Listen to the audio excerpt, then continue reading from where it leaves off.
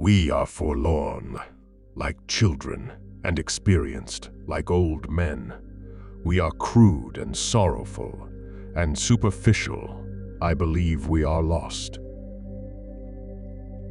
The first bomb, the first explosion, burst in our hearts. While they continued to write and talk, we saw the wounded and dying. While they taught that duty to one's country is the greatest thing, we already knew that death throes are stronger. We loved our country as much as they. We went courageously into every action, but also we distinguished the false from true. We had suddenly learned to see. It is very queer that the unhappiness of the world is so often brought on by small men.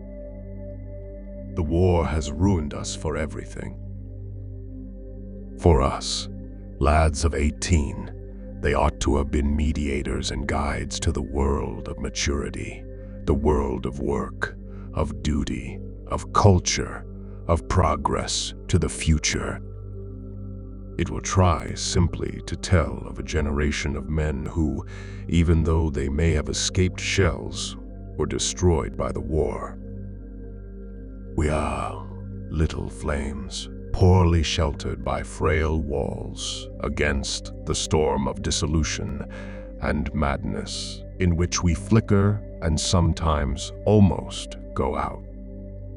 We often made fun of them and played jokes on them, but in our hearts we trusted them. The idea of authority, which they represented, was associated in our minds with a greater insight and a more humane wisdom. But the first death we saw shattered this belief. We had to recognize that our generation was more to be trusted than theirs. They surpassed us only in phrases and cleverness. The first bombardment showed us our mistake, and under it, the world as they had taught it to us broke in pieces.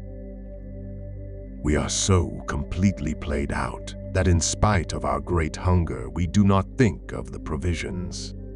Then gradually we become something like men again. We have lost all feeling for one another. We can hardly control ourselves when our glance lights on the form of some other man.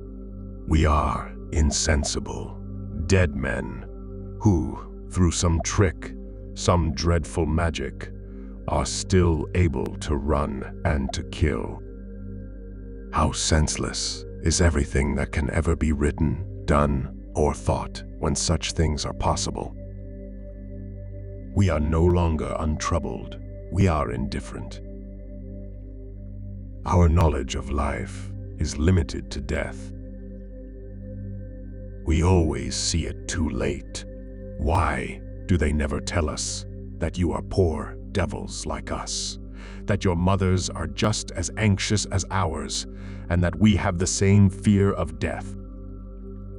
We were all at once terribly alone, and alone we must see it through. A hospital alone shows what war is. It's all rot that they put in the war news about the good humor of the troops. We are in a good humor because otherwise we should go to pieces.